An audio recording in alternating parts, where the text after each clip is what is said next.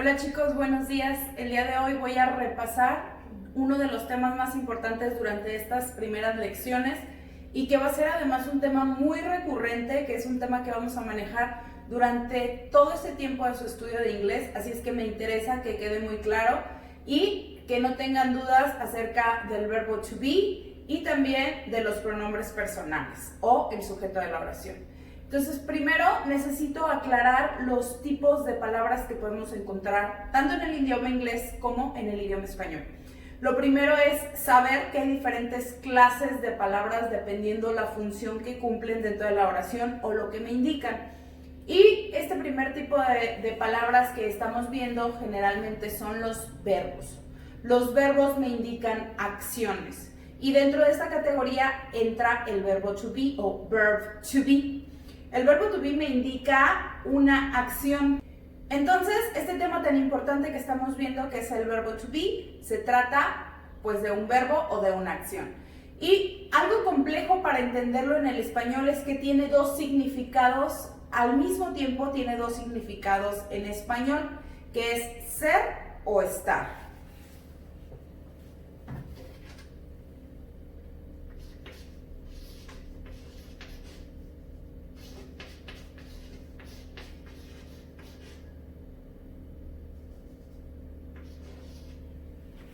Entonces, en español podemos darle esos dos significados, ser o estar, y lo podemos traducir al mismo tiempo como yo soy o yo estoy. El primer tipo verbal que vamos a revisar del verbo to be es el presente simple. Hay que recordar que todos los verbos se pueden presentar en diferentes tiempos verbales, en pasado, en presente, en futuro e incluso en tiempos compuestos como los continuos o progresivos, que son temas que veremos más adelante. Ahora me interesa concentrarnos en el verbo to be en su forma de presente simple, o sea, el aquí y el ahora.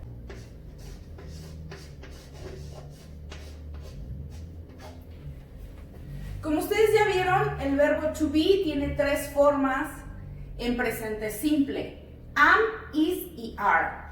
Otra de las características que tiene el verbo to be es que es el que tiene más formas de conjugación en el inglés. Esto es algo que le confunde mucho a las personas que estudian o que saben el inglés y luego aprenden el español, porque en inglés no hay tantas formas de conjugación. En el español conjugamos cada verbo dependiendo de su tiempo y dependiendo de su sujeto.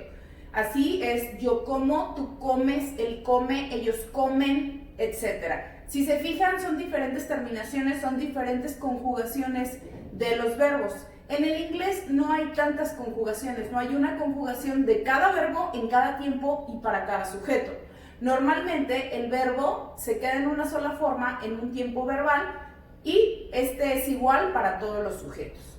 El único que tiene más formas de conjugación es el verbo to be, y el presente tiene tres: am, is y are. Y depende quién sea mi sujeto, cuál de estas tres formas voy a utilizar o voy a acompañar a mi sujeto con él.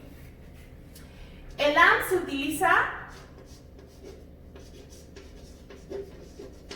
para la primera persona. La primera persona es quien habla, o sea, yo.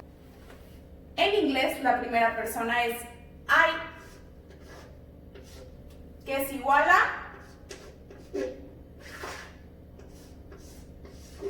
yo. Espero que lo alcancen a leer. El is es el verbo to be que se utiliza con los singulares, cualquier persona que sea singular. Si estoy hablando de una sola persona, que no sea yo la primera persona, entonces voy a acompañar a mi verbo to be de su forma is. Y es para singular. Dentro de los singulares podemos encontrar nombres personales, por ejemplo, Carlos, Alejandra, Juana, etc. Son nombres de una sola persona, por lo tanto lo voy a considerar un singular. Y si tengo que utilizarlo con el verbo to be, voy a utilizar su forma is, ¿ok? Entonces, además de los nombres o de los sustantivos es el nombre propio que reciben las cosas. Por ejemplo, la silla, the chair is, lo acompañaría con is porque es una sola. Entonces, si se trata de un sustantivo o de un nombre propio singular, o sea, de una sola persona, lleva el is. Pero también aquí es donde entra otro de los temas que van a estar repitiendo y que tienen que saber completamente siempre, y que son los pronombres personales. Muchas veces dentro del idioma inglés, en vez de decir el nombre de la persona, decimos un pronombre. El pronombre personal entonces es el que sustituye al nombre en una oración y que constituye a mi sujeto. El sujeto pues es el que realiza las acciones del verbo, es a quien le doy el poder de realizar las acciones y que normalmente en el inglés es la primera palabra dentro de las oraciones. Entonces mis pronombres personales, ya les dije uno, la primera persona, I. Tenemos you, he, she, it, we and they. Pero aquí tenemos que separarlos entre plurales y singulares. Los que corresponden a los singulares son he, que es él, she, que es ella, and it, que se refiere a las cosas que no son personas. Se traduce a veces como esto o eso, o simplemente no lo mencionamos en el español. En el español no es tan necesario mencionar un sujeto como en el inglés. Por ejemplo, nosotros decimos está lloviendo. En inglés tenemos que decir quién está lloviendo. It, como no es una persona, se utiliza el it. Y es un singular, por lo tanto va con la forma del verbo to be is. Y finalmente tenemos el verbo to be en su forma plural del presente simple, que es are. Este se utiliza, como ya les dije, para plural. Los plurales son todos aquellos que son más de uno en un mismo sujeto. Por ejemplo, si en una oración digo Carlos, Juana and Alejandro are in my house. Están en mi casa.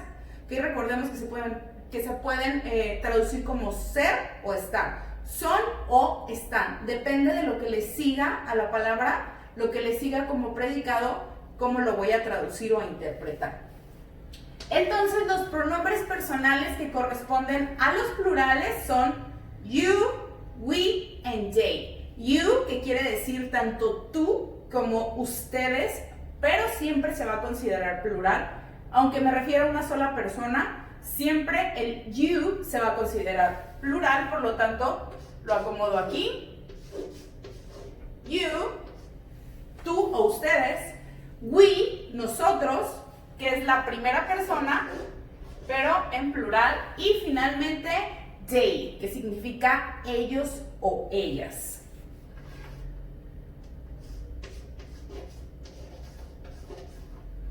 Pero también dentro de los sujetos plurales podemos considerar nombres de personas cuando son más de una persona, o los sustantivos también cuando son varios.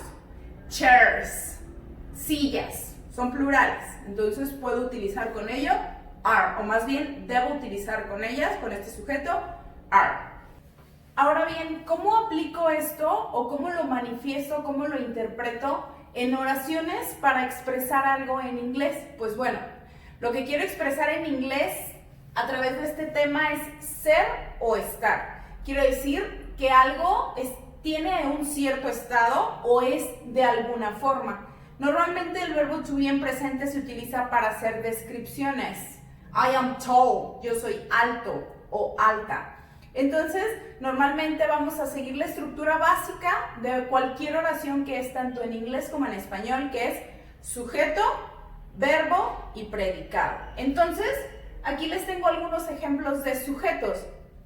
Son sujetos diferentes que ahorita vamos a ver con qué verbo lo vamos a acompañar. Y recordemos que el verbo to be, ser o estar, lo podemos traducir de cualquiera de las dos formas y tiene tres formas de presentación. Entonces, les voy a dar un momento para que ustedes piensen qué verbo to be o qué forma del verbo to be corresponde a cada uno de esos sujetos y vamos a ir construyendo una oración con cada uno. ¿Ok? Entonces, tenemos los sujetos I, que ya dijimos que soy yo. He, que ya saben que es él. We, nosotros. Carlos, un nombre personal.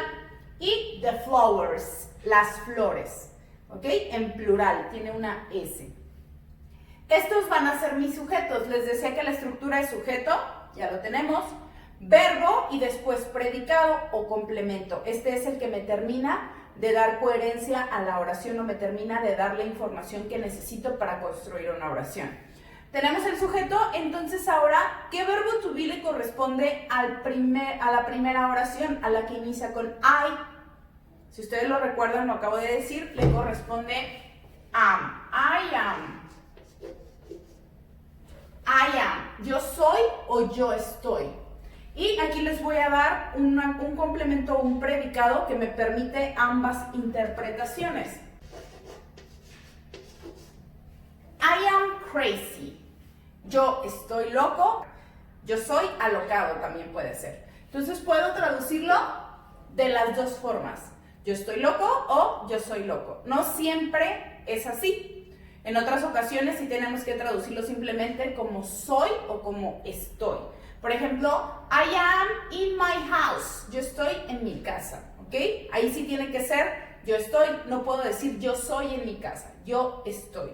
Pero podemos darle cualquiera de las dos interpretaciones. Esto depende de qué sea mi predicado o mi complemento, ¿ok? Entonces ahí tenemos una oración afirmativa con el verbo to be en presente.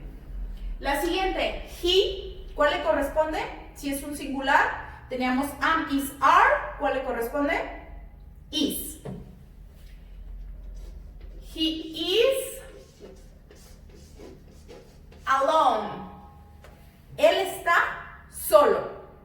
Aquí también no podemos decir es, tenemos que decir está. Él está solo. Tenemos el siguiente sujeto que es we. Para el we le corresponde, correcto, are, porque es un plural, significa nosotros. We are young. Nosotros somos jóvenes. Carlos es un sujeto singular, estoy hablando de una sola persona, por lo tanto le corresponde is. Carlos is happy. Carlos es feliz o también pudiera ser Carlos está feliz. Les voy a poner otros ejemplos en negativo pero con contracción. Nosotros podemos contraer tanto el is como el are con el not. En vez de ponerlo como dos palabras, lo puedo poner como una sola. Y esto sería isn't, le quito la O y donde me hace falta esa O le voy a poner un apóstrofe y aren't. Hago lo mismo, junto el not con el are, le quito la O y donde me hace falta la palabra, ahí le pongo apóstrofe. Entonces, en vez de decir el completo, el verbo to be y el not, puedo decir isn't y puedo decir aren't. No así con el verbo to be para la primera persona. No puedo juntar el am con el not, pero sí puedo juntar el am con el I, con el sujeto. Entonces la forma contraída sería I'm not crazy. La forma contraída para el he podría ser he's not crazy, igual que la primera, o he's not alone, como el ejemplo anterior. Podría ser así, simplemente contraigo el verbo to be, pero voy a utilizar esta otra forma. He isn't alone. Noten el isn't. Construí a partir de dos palabras, is not, una sola que significan lo mismo, y a esto se le llama contraer las palabras.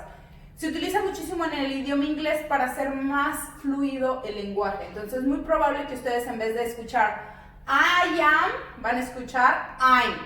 En vez de escuchar he is, van a escuchar his.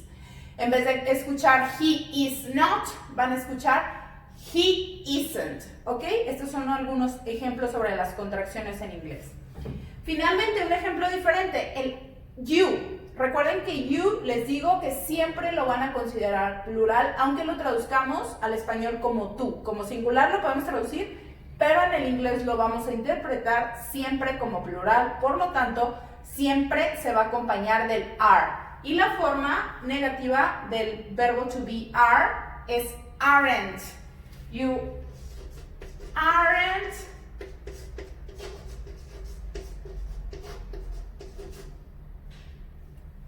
You aren't happy. Tú no eres feliz. O ustedes no están felices.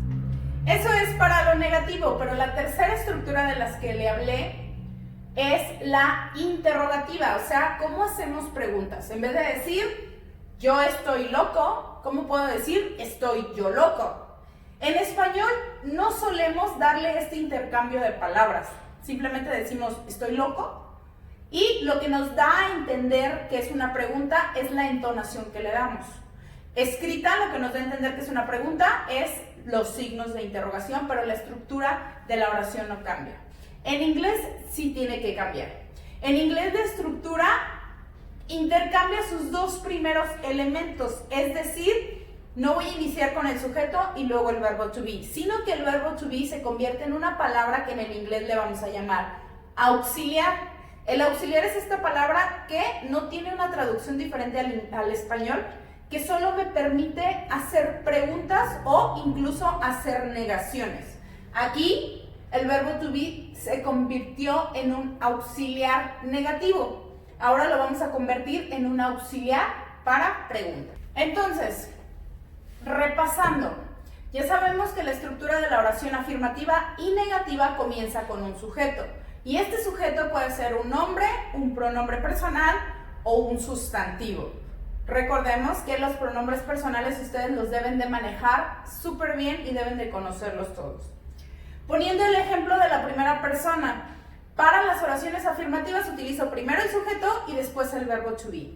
Sin embargo, para las preguntas voy a intercambiar el orden de estos dos primeros elementos.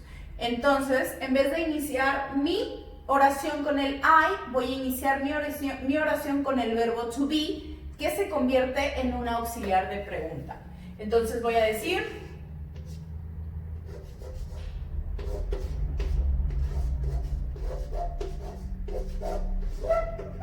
am I crazy? ¿Estoy yo loco?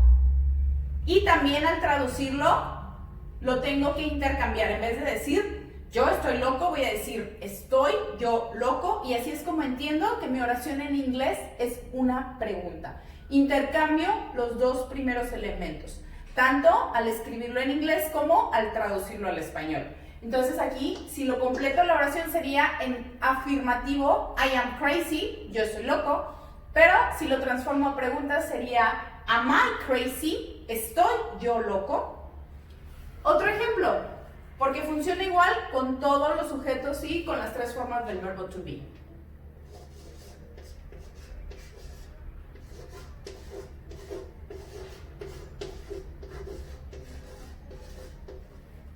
Are you alone? ¿Estás tú solo? En vez de, si fuera una oración afirmativa con este símbolo, el símbolo de más, yo diría you are alone. Tú estás solo. Pero cuando quiero hacer una pregunta, tiene que comenzar con mi verbo to be como auxiliar. Are you alone? ¿Estás tú solo? Finalmente, otro ejemplo con un singular.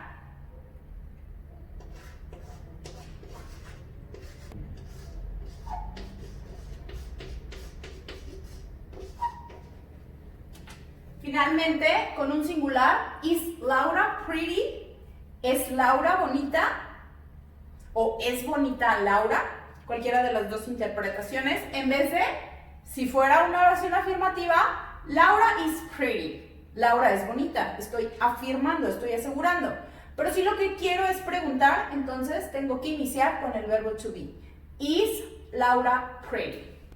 Pues bueno, esto es a grandes rasgos y de manera muy resumida el verbo to be en su forma de presente simple. Como les digo, son temas súper importantes que ustedes los manejen muy bien porque son base de otros temas en el idioma inglés. Entonces, las tres formas del verbo to be y los pronombres personales, ustedes no los deben de olvidar nunca.